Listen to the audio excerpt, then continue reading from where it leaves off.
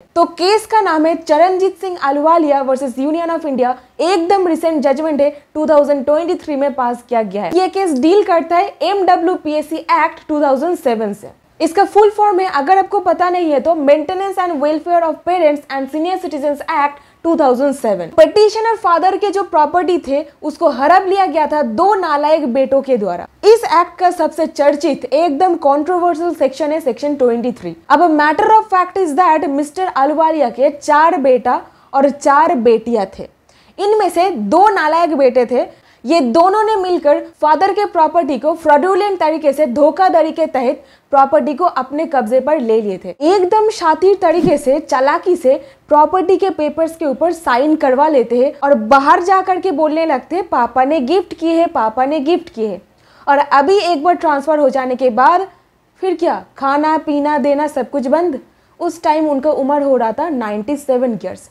अब जो प्रॉपर्टी वो लोग कब्जा किए थे धोखाधड़ी से, उस प्रॉपर्टी से तकरीबन 10 लाख के आसपास रेंट आता था। सारा का सारा रेंट से आया हुआ पैसा वो दोनों बेटों के द्वारा ही लिया जाता था। उस समय जैसे कि मैं आपको बताई 97 ईयर्स उनका उम्र हो रहा था। उनके ऊपर बहुत ही टॉर्चर किया जा रहा था, मैन हैंडल किया जा रहा था और वो डरे हुए थे इसको लेकर के कोई पुलिस कंप्लेंट कराए या फिर ना कराए। अब उनके पास कोई रास्ता नहीं रहता है, वो डायरेक्टली हाई कोर्ट में जाते, एक रेड पिटीशन फाइल करके सीनियर सिटीजन्स एक्ट के सेक्शन 23 को चैलेंज कर देते, यानी कि इस सेक्शन का कॉन्स्टिट्यूशनल वैलिडिटी, संवैधानिकता को चैलेंज कर देते। अभी इसी बीच में हाई कोर्ट में जब एप्लीकेशन फाइल होता है तब हाई कोर्ट दोनों पक्ष के मैटर को समझते हैं। बेसिकली मिस्टर अहलूवालिया के मतलब फादर के ये कंटेंशन हाई कोर्ट के पास था दैट सेक्शन 23 का ये कहना है जो कोई लोग सेक्शन 23 को अप्लाई करते हुए, मतलब हमारे गिफ्ट डीड में एक क्लॉज होना पड़ता है, जब आप कोई प्रॉपर्टी आगे वाले इंसान को ट्रांसफर कर रहे हो, ये क्लॉज लगाते हो दैट वो इंसान मेरे भरण पोषण के दायित्व लेंगे, जो बेसिक फिजिकल एमिनिटीज होता है वो मुझे देंगे, तो नीड फुलफिल करेंगे, इसके लिए मैं वो ट्रांसफर कर रही हूँ। तो कंडीशनल ट्रांसफर यहाँ पर हो रहा है। तो जहाँ पर कंडीशनल ट्रांसफर हो रहा है और वो कंडीशन वो फुलफिल नहीं कर रहा है, भरण पोषण के दायित्व से मुकर गए हैं, वहाँ पर वापस से आप गिफ्ट को रिवोक करके प्रॉपर्टी फिर से अपने पास ले सकते हो। So that's the basic concept. अब हुआ क्या था, इस केस में प्रॉपर्टी ट्रांसफर किया गया था 2008 से पहले।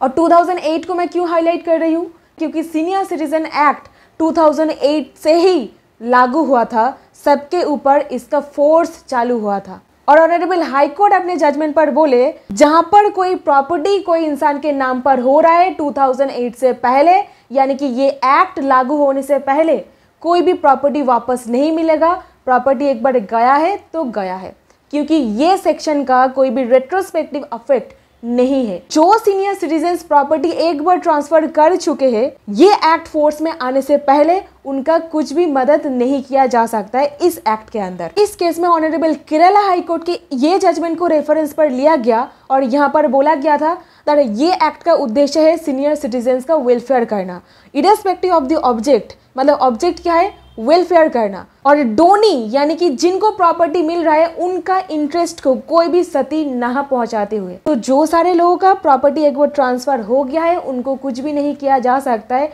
कोई भी प्रकार का हेल्प नहीं किया जा सकता है, क्योंकि इस सेक्शन का कोई रेट्रोस्पेक्टिव इफेक्ट नहीं है। क्योंकि देखिए यहाँ पर बोला गया है that after the commencement of this act, इसका मतलब ये एक्ट आने के बाद। अभी एक गेम समझिए, गेम कोई कोर्ट या फिर हाई कोर्ट सुप्रीम कोर्ट नहीं खेलते, गेम तो कोई और ही मतलब खेलते। खैर हमारे लॉ बनाते हैं पार्लियामेंट ऑफ इंडिया, तो स्टैट्यूट में जो लिखा जाएगा लॉ मेकर्स के द्वारा उसके according he high court and supreme court बंधे हुए हैं, उसके अकॉर्डिंग जजमेंट पास करने में। तो जो कानून में स्टैट्यूट में कहा गया है उसको ही फॉलो किया जाएगा।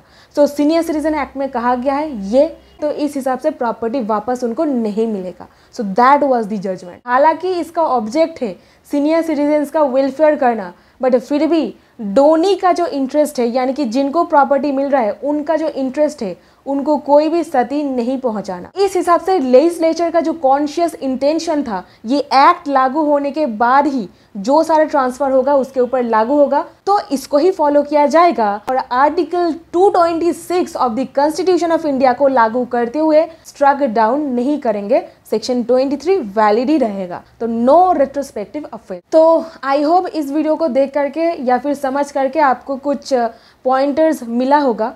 अगर नहीं मिला है तो 2 पॉइंट मैं आपको क्लैरिफाई करती हूँ। नंबर 1, अगर आप सीनियर सिटीजन हो तो आप विल बनाइए, विल लिख करके उसको एकदम रजिस्ट्रेशन करवा लीजिए। रजिस्ट्रेशन करवाया गया विल का कोई तोड़ नहीं होता है, वो एकदम ताबड़तोड़ डॉक्यूमेंट बन जाता है। नंबर 2, इसके बाद भी अगर कोई गिफ्ट डीड बनाना चाहते हो, रिलीज डीड बनाना चाहते हो, तो रिक्लेम करने का रास्ता जरूर रखिएगा। किस तरीके से, ये मैं बता रखी हूँ इस वीडियो में, जरूर देखिएगा इसको। और थर्डली, आप रिवर्स मॉर्टगेज के कंसेप्ट पर भी जा सकते हो। ठीक है, रिवर्स मॉर्टगेज देखिए, अगर आपका प्रॉपर्टी का उम्र हो गया है 40 साल या फिर 30 साल ना, तब बैंक वाले बहुत दिक्कत करते हैं आपको रिवर्स मॉर्टगेज के तहत पैसा देने में। रिवर्स मॉर्टगेज के कंसेप्ट आप जा सकते हो अगर 20 साल या फिर 10 साल पहले आप कोई प्रॉपर्टी खरीदे हो उसके फेवर में। ठीक है, so that's it in this video. मिलती हूँ आपके साथ नेक्स्ट वीडियो में। Till then stay happy, stay blessed, keep learning new things and thank you so much for watching this video. एक लाइक जरूर कीजिएगा एंड शेयर प्लीज कर दीजिएगा। Thank you so much.